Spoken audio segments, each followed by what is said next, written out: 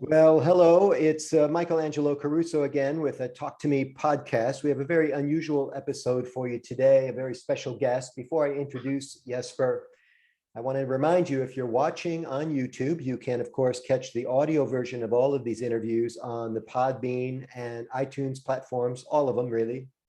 And if you're listening on Podbean or one of the audio podcast platforms, you can watch all of the videos on the Michael Angelo Caruso YouTube channel.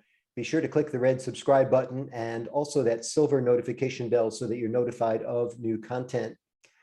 This is a very timely topic today, everybody, because my new friend Jesper Lindholt is he's a Ukraine refugee. He's actually got Danish background, and we're going to find out all about him in a minute. But we are about 2 weeks into the Russian conflict, what some more accurately describe as a Russian invasion into the Ukraine. And Jesper, I really appreciate you being with me. When everybody finds out what you're stopping, what you're not doing so that you can be with me, they're going to be so impressed at your boots on the ground mentality. And I know that you have a long-time commitment to the Ukraine, so you're quite serious about the situation. You're not somebody who's going to desert the scenario. First of all, where are you today, sir? Hi, Michael. Great to be with you. Today I am in Denmark, my native country, in our summer house. Very temporary accommodation for us. I understand you've spent some time in Poland recently. We got across the border 2 weeks ago and spent a couple of days in Poland. I was hoping that my guys in the company would be able to come over and we could sort of regroup in Poland, but they closed the borders for 18 to 60-year-olds, and then I decided just to go back to Denmark. I have forgotten which day the conflict actually started. Just so people have a framework here, it's less than 2 weeks. What is it, 10, 12 days? It is 14 days since they went into it was on the 24th of the morning that the first missiles hit. Okay. Yeah. So it's interesting to me that and I'm going to check on your family. Everybody safe in your immediate circle? Yes, we're all safe. We my mother-in-law, we moved from southern Ukraine to Kiev more than a month ago when we saw black clouds on the horizon, and so when it turned bad, it was really easy for us to head off. Yeah, it's surprising to me how many people did not pay attention to those storm clouds coming. For weeks that we were hearing about Russian troops amassing on the Ukraine border. Everybody yawns, no big deal. The number keeps growing. It grew to 100,000 troops. That's a significant movement. No world leader moves 100,000 people without intentions of actually doing something with those troops. But everybody was kind of just, there's Putin again exercising his manliness, but he meant it this time. Before we knew it, they had the Ukraine surrounded on 3 sides. And then 2 weeks ago, roughly to the day, the fireworks started. You have a business in Ukraine, or had a business? What's the status of that? Well, I have a business of 60 software developers in Kiev and in Lviv, to the west of the country. Are they still there? They are. I think about 5 got out.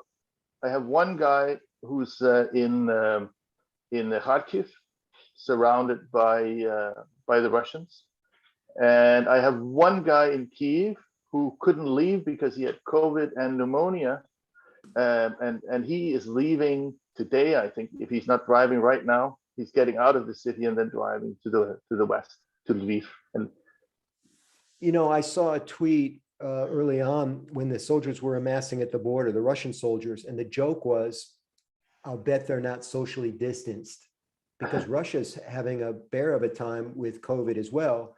Mm-hmm. So on top of everything else, there's the COVID concern that if you're sick and you should be quarantining, how do you gather with other people in hiding if you're supposed to be isolating. I mean, Yes, it's just a bizarre situation. yes, yeah. Well, we had a huge peak just about a month ago where infections grew exponentially to a very, very high level. And I think that it just ripped through the population, the Omicron, and it's all over now. Now we have people hiding out in underground metro stations and stuff.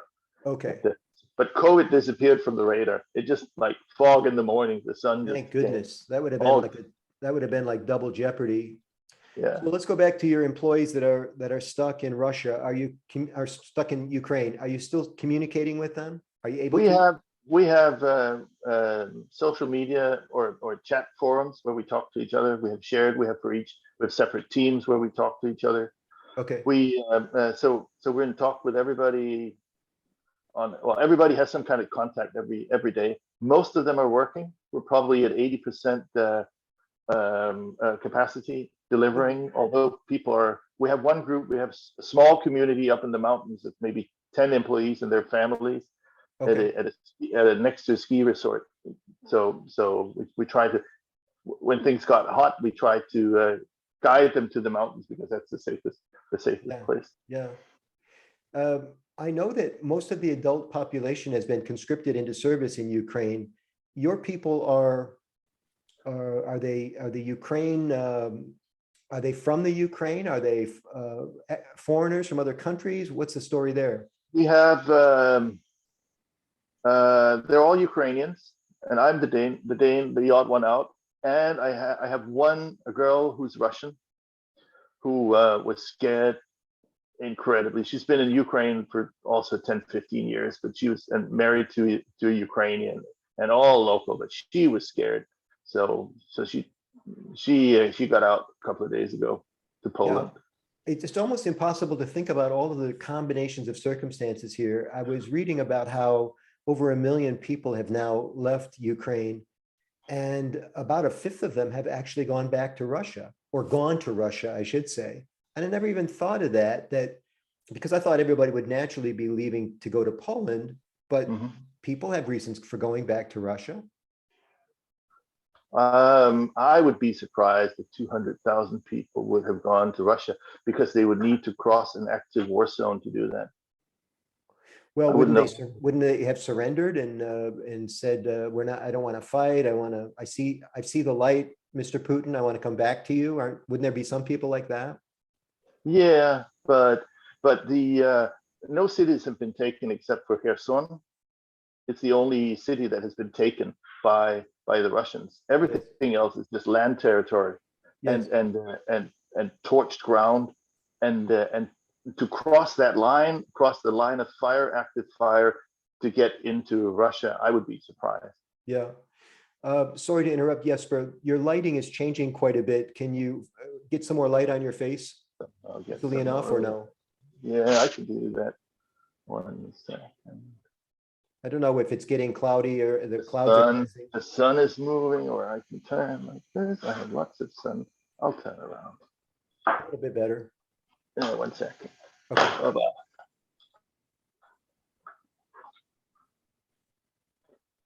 I know that people want to be able to see your face and Yeah. There we you have go. a guest in the home, I see. Yeah, that was my daughter. I'm so glad you guys are safe. So we're back now to this such an unusual situation. You have been actually helping deliver, at least Tom Brown told me this, the friend that kind of got us together today, also a Rotarian, that you had been delivering night scopes and other types of supplies to the border.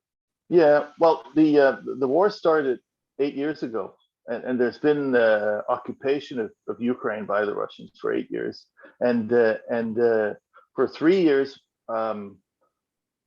I, with family and friends, were helping out, buying cars and delivering them to Ukraine for use as ambulances in red zone, off road, after when the asphalt stops, and then to where somebody is hurt.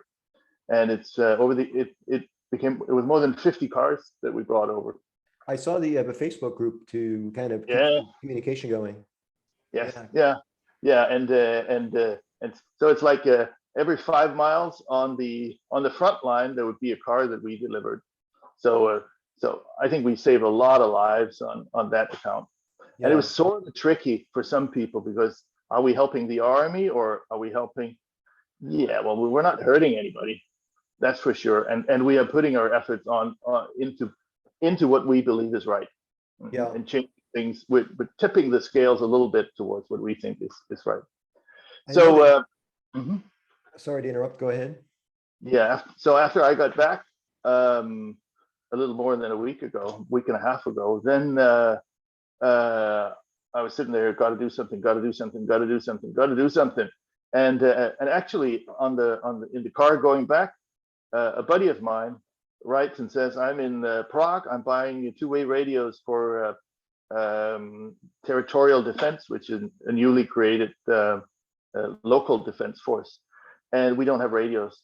Can you find €1,000, which is like $1,200, and help us pay this? Okay, I post on Facebook, and I'm driving up through Poland, and I don't see anything. And then the phone starts going ding, ding, ding, ding, ding, ding, ding. And so I pull over another 30 minutes later, and we have around $10,000. Okay. Because people were just so excited and so engaged in what is happening. And so we went and bought three cars, one off-road, two vans, and filled it with military clothes and stuff that was collected, sleeping bags, all kind of stuff for these guys. And as we're driving, I get a call from other friends from back in the ambulance days, and says, there's a shipment coming from Lithuania. Can you give them a call? And I call Lithuania, and there's some guys with 36 night scopes. So we meet at a gas station north of Warsaw, and I get the 36 night scopes, which is just unbelievably valuable to people in the field. Yeah. On top of that, my guys in the company had put money together and bought another night scope, which we thought was great. But then when we had 37 of them, then it's like amazing. The logistics and there was a term invented a long time ago called guerrilla warfare, which describes less than organized, less than funded armies doing their best. In fact, the Revolutionary War, I don't know how much you know about American history, but George Washington was totally undermanned against Britain, England at the time, and he won through a concept called Fabian, F-A-B-I-A-N, the Fabian strategy, which was you just keep it alive until the other guy gets tired and goes home. And it's come to my mind a couple of times now that's kind of what we're waiting for here, because the Russian army is much better equipped and much better funded than the Ukraine army, yes? Oh, yes, very much. But they're going nowhere right now. And it's such a surprise that 2 weeks into their head-on full invasion with supposedly complete dominance of airspace, that they've managed to take one single harbor city, right? Yeah. That the capital is standing, second largest city standing, everywhere is standing. I want to get to what's happening strategically and also Putin's endgame here in just a second. You mentioned that only one city has fallen. How do you know a city has fallen? Is there an announcement? Does the mayor of the city wave a white flag? How does that work? Well, there's a constant flow of information, and Twitter is the newspaper of the day. Yes. Because things change so rapidly, and sometimes you don't even know if a city has fallen or not. But you have to look at the announcements coming out from the city, as you said, and what the military says, which will never be the truth, the full truth at least. But yeah, I have trouble with the truth on Twitter in general anyway. But imagine propaganda. Imagine a Russian bad actor saying such and such city has fallen, and it really hasn't. And then the people in the city read that their city's fallen, and then they assume that all is lost, and then they come out with their hands up. There's all kinds. This is an electronic war in some ways. That's why it was so important to keep the internet happening in Ukraine, so that everybody could communicate. We could actually hear from you guys. Yeah, it's very surprising to me actually that all communications are still on, that mobile networks are running, Yeah. so mobile internet and land-based internet is running, but probably the truth and open communications is more important and valuable to the Ukrainian side than to the Russian side. Yeah, I think so. Let's talk about the truth. Let's talk about the end game here. Everybody that I know, every sensible person scratching their head, wondering what Putin's end game can be, because even if he succeeds in taking Ukraine, he'll be a pariah. Russian economy will be ostracized and cut off from the rest of the world. What is this about? Could it just be about ego? Has he lost his mind? What is your view of what's really happening here? What's the truth? I think he is in over his head. I think he was expecting to take Kiev in 2 days with a blitzkrieg that would break the morale of the Ukrainian people, and instead he suffers logistical problems of all kinds. He has this long line of tanks up north that is moving nowhere for several days. His planes get shut down because the Ukrainians actually have good shoulder weapons for shooting down planes. His helicopters get shot, people get killed, they run out of fuel. There are stories of people jumping out of a tank and asking if somebody would give them food, and they would give them gasoline or diesel. And so all kinds of crazy stories that indicate that they were just not prepared for this. And, yeah, which is stunning, because again, all that trouble to move 100,000 alleged troops, but it doesn't seem like they have any training, any strategy, any supply chain, all the stuff that you would expect from an organized army. no, organized mobster. What'd you say? I said an organized mobster. Organized mobster. It's that kind of is- smacks of that, But doesn't he it? is, yeah. For I our think- friends that aren't up on their German, Blitzkrieg is an old term that I think comes from World War II. It was designed to describe this kind of a full scale, in basketball, they call it a full court press. Everybody's coming at you at the same time. They use it in football once in a while when they're blitzing a quarterback. But it turned out to be like a half a blitzkrieg or something. I don't know, a hologram of a blitzkrieg. They're coming in, but they seem so impotent. There's much has been made about the killing of innocent women and children. There was it would be laughable if it wasn't such a serious scenario. The headline on a website recently of a mainstream platform, do the Russians not care, or are they actually that bad at aiming? What do you think? I think, well, first, I think Putin got into this mess by a series of steps that he had not totally foreseen. He started putting the 100,000 people around Ukraine, Yeah. hoping to force the hand of the president or NATO to give promises that Ukraine would never leave NATO and to demilitarize the country. That didn't work. Well, if that didn't work, then if his bluff was called, well, he couldn't let that happen. So he had to take the next step. Okay, then he went and invaded, and he hoped that then it would be a 2-day thing. Well, it turned out it's a 12-day thing, and he hasn't achieved any of his strategic, even tactical objectives. And now what do you have to do? And I would just be afraid of tactical nukes being the next step that he would sort of be forced to take. Yeah.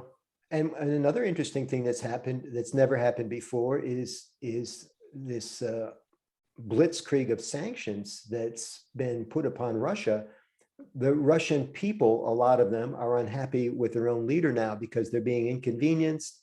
What might not have been that great of a life in the first place under, in a communist country is even worse now than it ever was. All the companies are shutting down, denying, what do they call it online? Denial of service, DOS.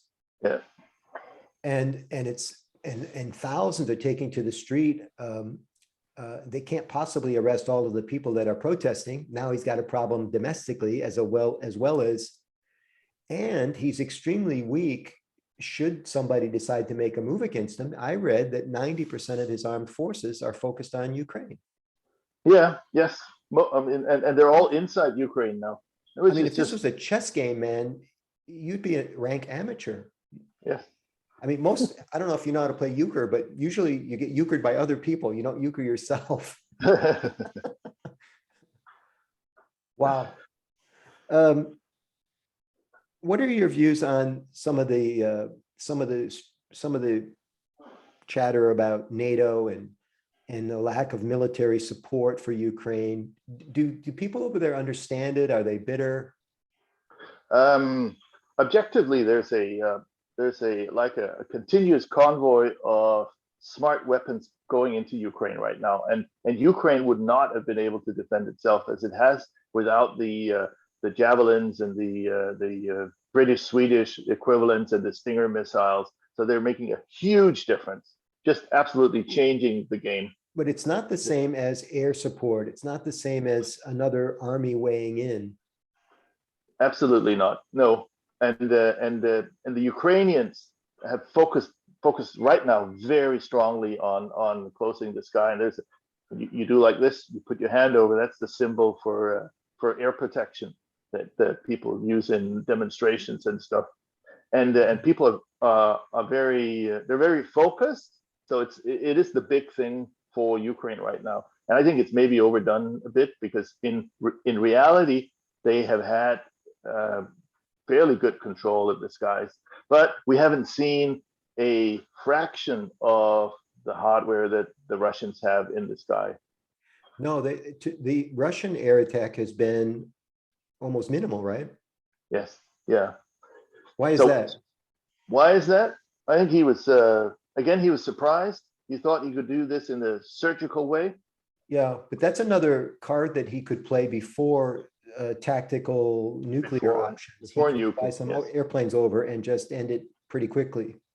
Yes, but he would be afraid. He would be afraid of Stinger missiles, and also it could be changing perhaps the whole the dynamics of how NATO feels about this. But on the other hand, this would be what happened in Syria. So when NATO didn't do anything.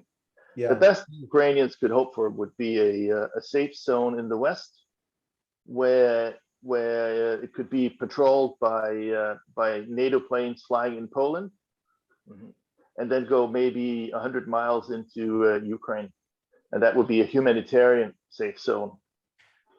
Much has been made about what happened in Syria and the parallels. Why do you suppose that the outreach and the attention and the care and the passion has occurred this time around for the people of Ukraine, and it didn't happen for the people of Syria?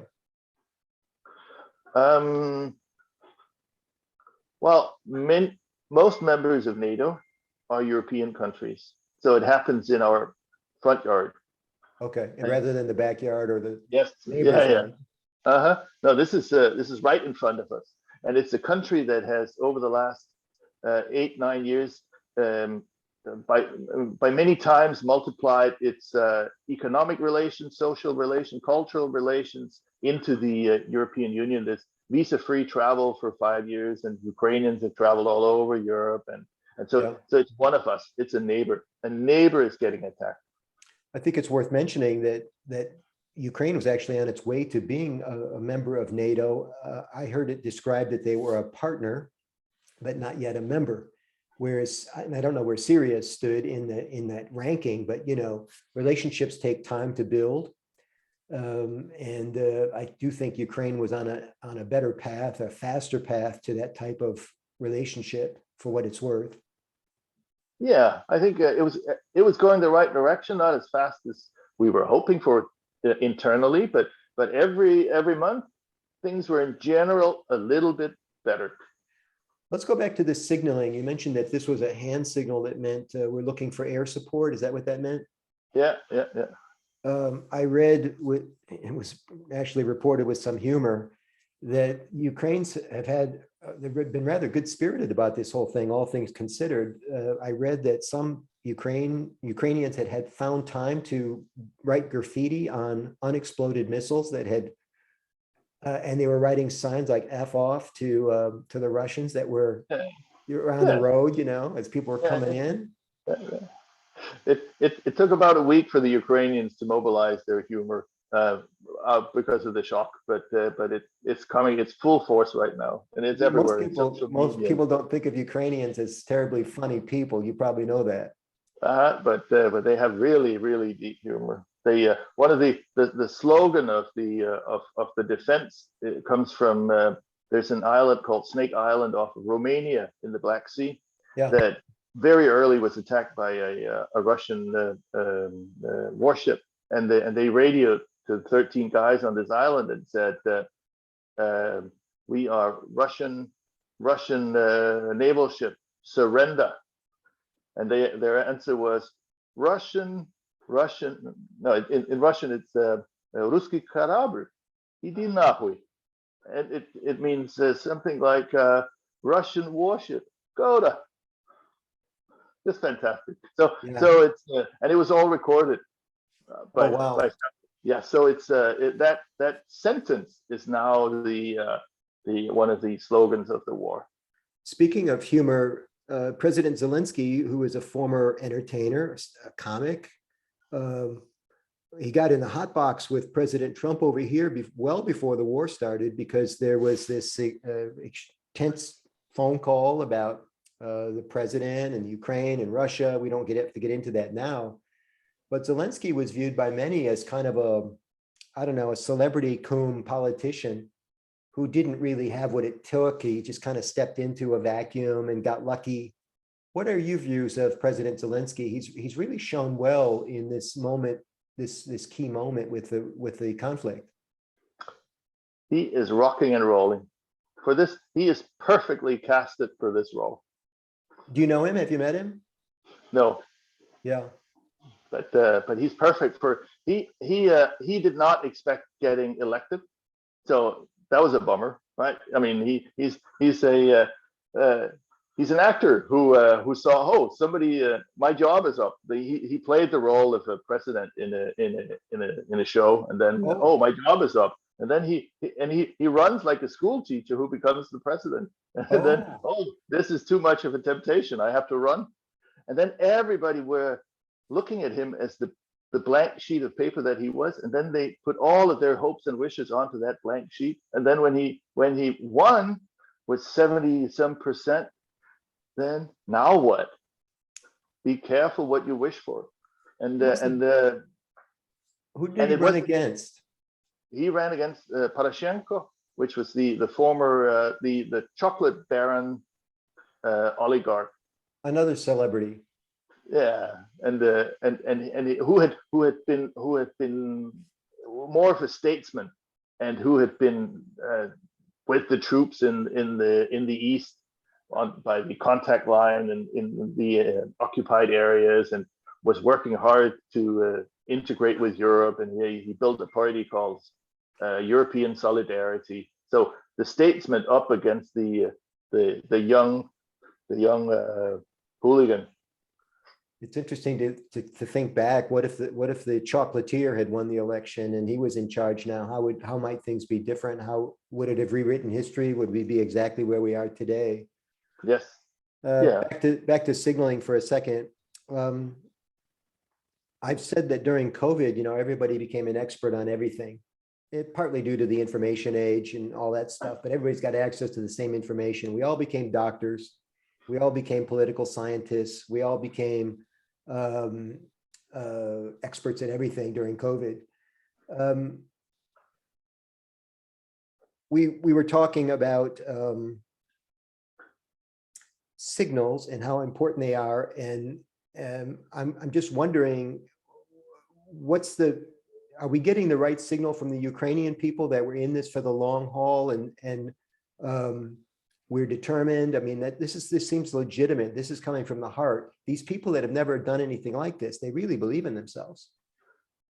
Very much, very much. This comes from the heart. And if there's one feeling that is characterizing Ukraine after the initial shock of their brother people, I mean, they're cousins at least, of their brother people attacking them with missiles, it is hatred to the people doing this to them, right? It's civilians getting killed, and the hatred is so thick you could almost cut it in slices. And it's Hatred what we can feed the soul in productive ways if you believe you're righteous and you're fighting for the good cause. As everybody becomes an expert, we kind of delude ourselves into thinking that no one can pull one over on us. And yet the phrase "the Ukraine" did exactly that. The origin of that phrase is from Russia, and it's pejorative, correct? yeah, it is. So Russia said "the Ukraine" as if they were castaways or not as good as us. Tell us about this. Yeah, as part of the Soviet Union, then it refers to the Socialist Republic of Ukraine, Ukraine, but it goes further back than that to Imperial Russia, that which viewed and views Belarus to the north as the White Russia, and then Ukraine is the Mala Rossiya, the small Russia, and then we have proper Russia, and those three together form the Russian Empire, and this is the fundamental thing that the Russians are going after. That we cannot be an empire if we don't have Little Russia as part of us. Right. So it's a threat to the ambitions that Putin also holds in his heart. Right.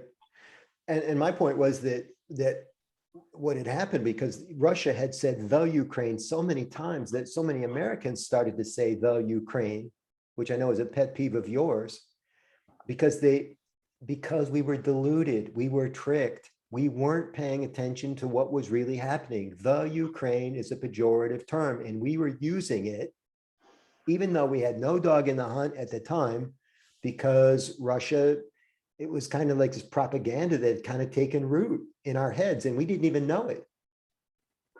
This is the danger of communication and not listening to people that really know what's going on versus listening to bad actors and people that have negative and nefarious agendas. Yeah, that's why we need you, Michael. And you, sir. I'm so glad that we had some time to be together today. Are you still a member of Rotary? What's happening with that? Or were you ever? I have been a member since 2006. I was a Rotary exchange student in 1984. Where was your exchange to? I went to Redlands, California. Well, not a bad location. No, dry, nice and warm. I came into Rotary through the Group Study Exchange, a program which is now called VTT. But I was in South Africa, specifically Johannesburg, for 5 weeks back in 1995. And it was a fantastic way to see the world, because at the time, South Africa was its own pariah. I guess South Africa was the pariah in the way that Russia is now. I shouldn't say that, not in the way that Russia is now, but South Africa had its issues back in 1995. Well, listen, I look forward to meeting up with you and having a cup of coffee or a drink sometime after this is all over. I doubt that we'll actually laugh about this time, but I hope that we can celebrate it, sir. I am looking so much forward to the end of this, as we all are. Where can people find out more about your company? And is there another website that you want to give us for anybody that wants to send aid? Well, my company is Livatel, and we work with companies that build software across the world. We relieve bottlenecks of finding talent. So Livatek, livatek.com. And if you want to know how to help, well, you're welcome to hook up with me on Facebook, and you can see my name in the text for this podcast. Okay, great. And I know that Rotary.org has now set up official channels to get aid to Ukraine, and you can donate in many ways: money, goods. You can partner with various Rotary partners like the Red Cross. There's all kinds of ways to give and send help. Jesper, it's been a pleasure being with you. I'm sorry it's been under a bit of a negative circumstance, but you seem like such a great person, and I'm just so glad to meet you. And I want to thank you on behalf of anyone who cares about Ukraine for all that you've done for the country. Michael, it was great hanging out with you today. Hope to meet you again. Looking forward. Thank you, sir.